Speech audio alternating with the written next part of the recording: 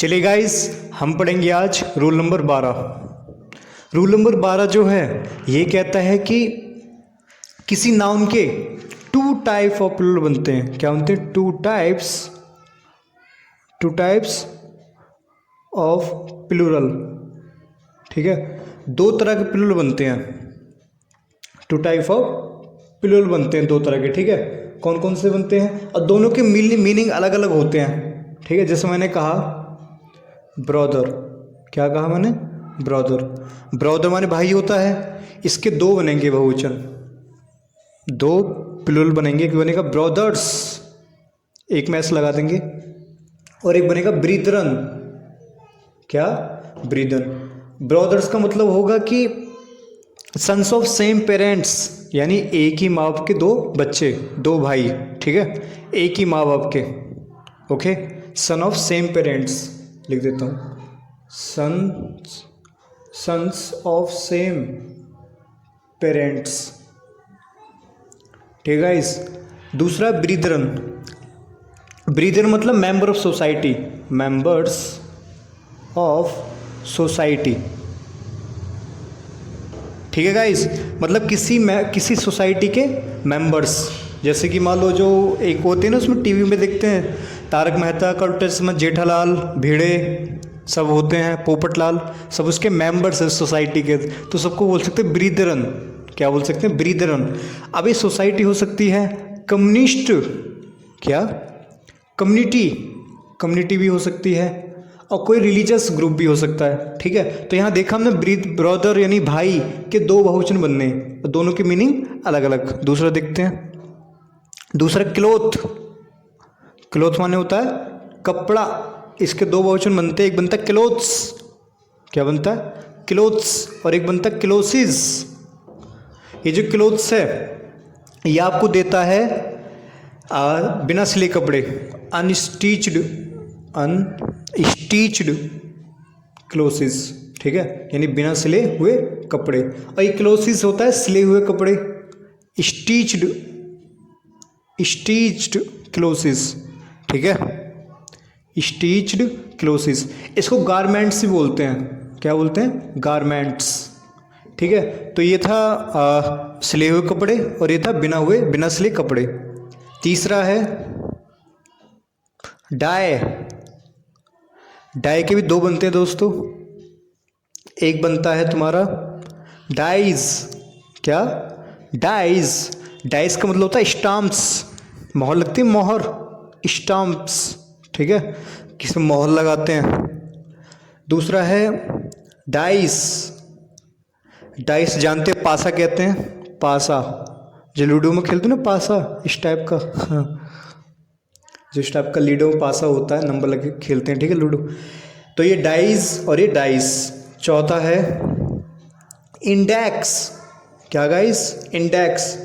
Index के भी दो बनते हैं। ठीक है, एक बनता है इंडेक्सिस। क्या बनता है? इंडेक्सिस। एक बनता है इंडाइसिस। इंडेक्सिस का मतलब होता है टेबल ऑफ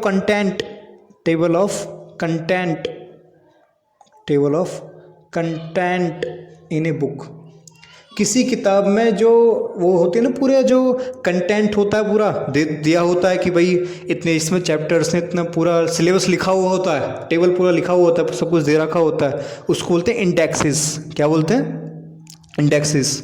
और इंडाइसिस का मतलब होता है साइन। मैथ में ये वाला साइन यूज़ करते हैं ना, ये वाला, ये जो होता है कि भाई x बराबर x इम्पाइल्स y, यानी x इंगित करता है, बताता है।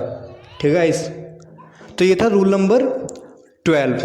आगे चलते हैं।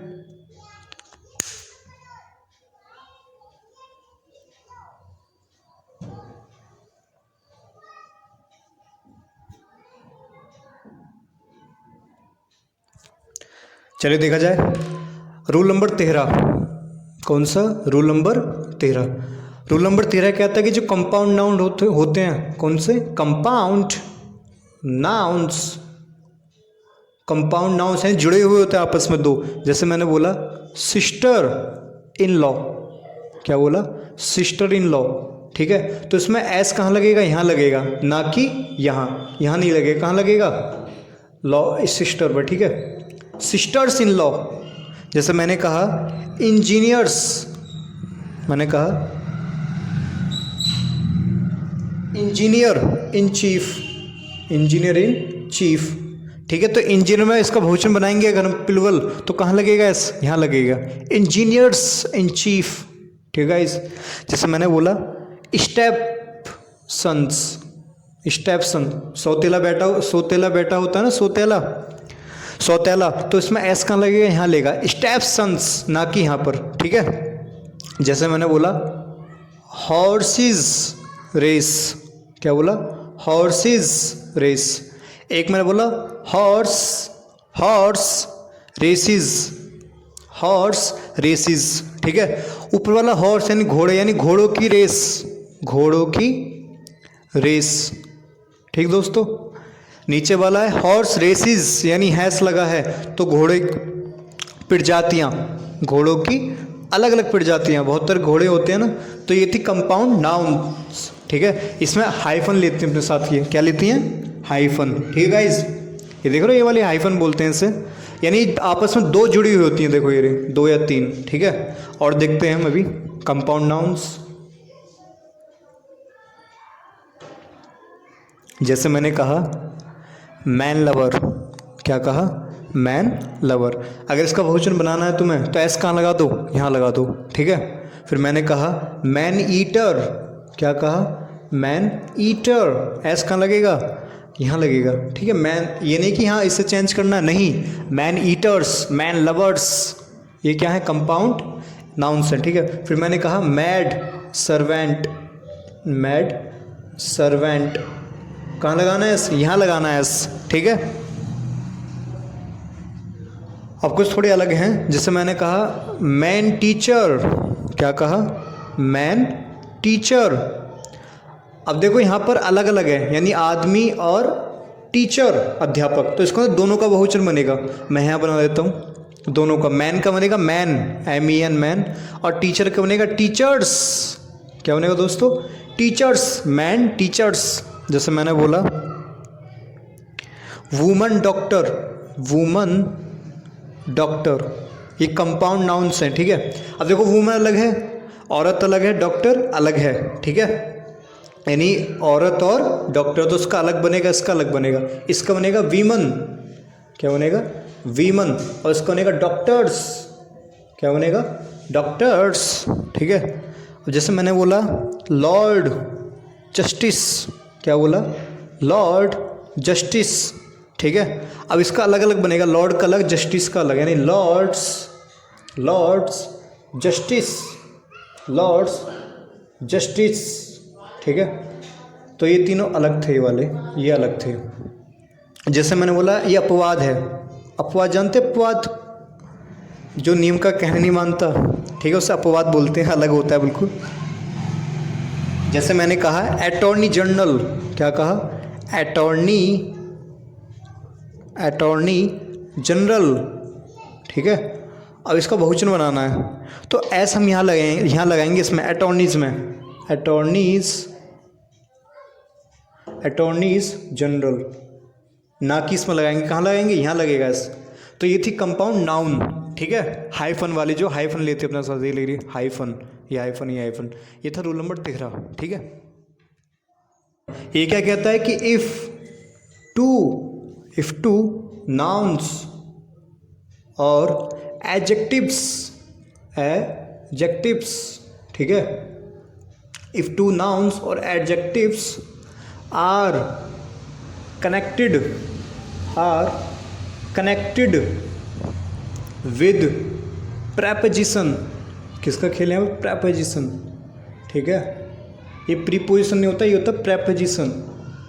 अगर मान लो दो नाउन्स या दो एडजेक्टिव आपस में कनेक्ट जुड़े हुए हैं, किससे, प्रेपोजिशन से, तो वो किस में जाती हैं, वो जाती हैं सिंगुलर फॉर्म में, सिंगुलर एक वचन में जाती हैं, किस में जाती हैं, एक वचन में, ठीक है। जैसे मैंने कहा टाउन आफ्टर टाउन, ये सही है, मैंने कहा टाउन आफ्टर टाउन। अब देखो उसमें टाउन नाउन है, कस्बा मतलब नाउन है, ये भी नाउन है। किससे जुड़ी है आपस में? ये जुड़ रखी है आफ्टर ने। किसने? आफ्टर। आफ्टर है प्रेपोजिशन। क्या है? प्रेपोजिशन, ठीक है। यानी दो नाउन आपस में किससे जुड़ी हुई है? प्रेपोजिशन जुड़ी हुई है, ठीक है। प्रेपोजिशन से जुड़ी हुई हैं तो ये हमेशा सिंगुलर यानी एक वचन में जाएगी। इसको आप ऐसे लिख सकते हैं कि भाई टाउन्स, टाउन्स आफ्टर टाउन्स, ऐसे नहीं लिख सकते, ये गलत होगा, ठीक है। जैसे मैंने कहा शिप, शिप आफ्टर शिप, ठीक है। अब देखो यहाँ 2 शिप पानी के जहाज हैं, किससे जुड़े हुए हैं? आफ्टर से। और आफ्टर क्या? प्रेपोजिशन है, ठीक है।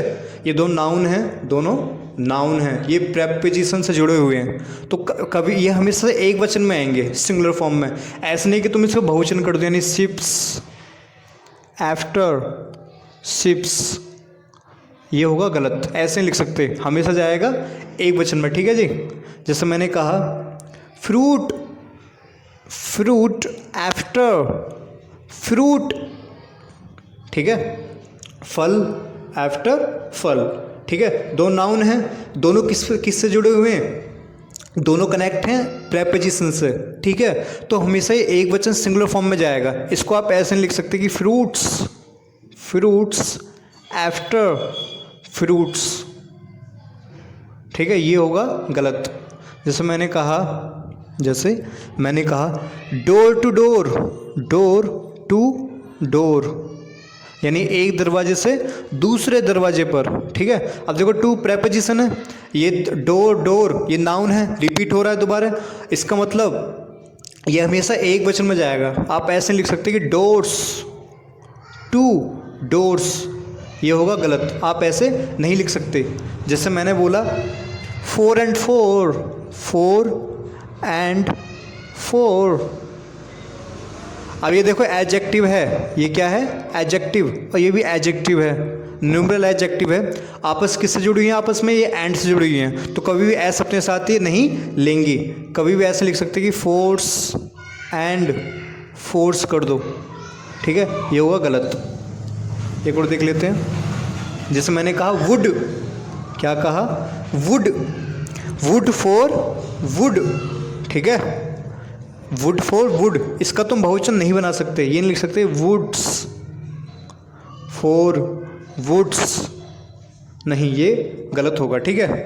तो ये कुछ हमारे ऐसे नाउन्स हैं, जब एक प्रेपोजिशन दो नाउन्स को कनेक्ट करता है, जोड़ता है, तो वो कभी बहुवचन में नहीं जाएगा, हमेशा कहाँ रहेगा? एक वचन में रहेगा, ठीक है।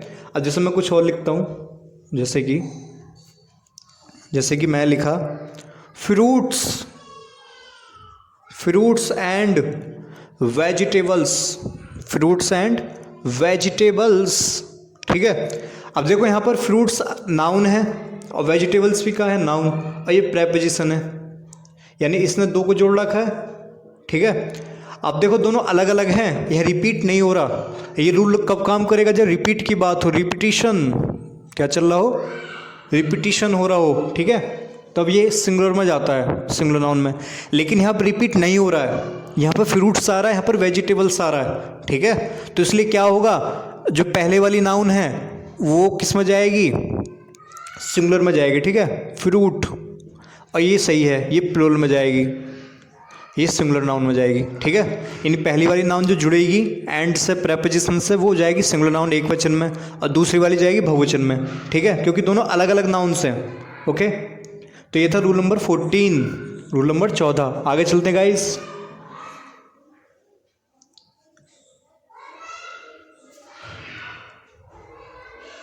अब आता है रूल नंबर 15, रूल नंबर 15। कुछ कॉमन जेंडर होते हैं, कुछ कॉमन जेंडर नाउन, ठीक है, common gender noun. Common gender noun कौन से होते हैं? टीचर, मैंने कहा टीचर, ऐसे जेंडर जिनका आप बता नहीं सकते लड़का है या लड़की है, जैसे टीचर। अब टीचर लड़का भी हो सकता है और लड़की भी हो सकती है, ठीक है। स्टूडेंट, पढ़ने वाले बच्चे, क्या हो सकता है? एक लड़का भी हो सकता है और लड़की भी हो सकती है, इसका जेंडर नहीं पता। चाइल्ड, क्या?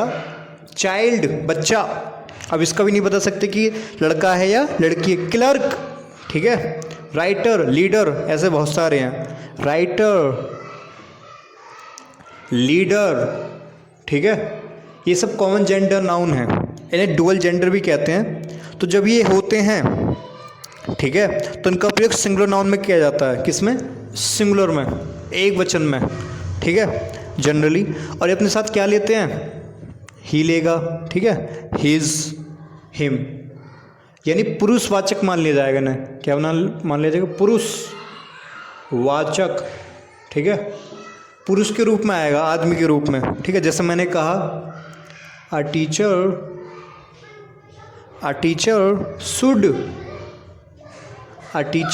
शुड परफॉर्म डैश ड्यूटी, ठीक है, एक ये था। दूसरा मैंने कहा ईच लीडर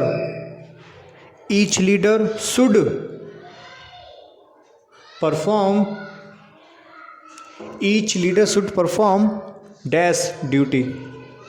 अब देखो यहाँ टीचर है, यहाँ पर ये कॉमन जेंडर नाउन है, ठीक है, यहाँ जेंडर पता ही चल रहा है कि लड़का है या लड़की है। अब यहाँ जो लीडर है ये भी कॉमन जेंडर नाउन है, तो इसके साथ आने वाला जो होगा वो होगा हिज ड्यूटी, ना कि हर गलत है, ठीक है। इसके साथ आने वाला भी हिज ड्यूटी आता है जनरली, ठीक है, सामान्यतः ऐसे ही होता है। यानी जो भी ये कॉमन जेंडर नाउन होंगे उसको क्या मान लिया जाता है? पुरुषवाचक मान लिया जाता है, ठीक है।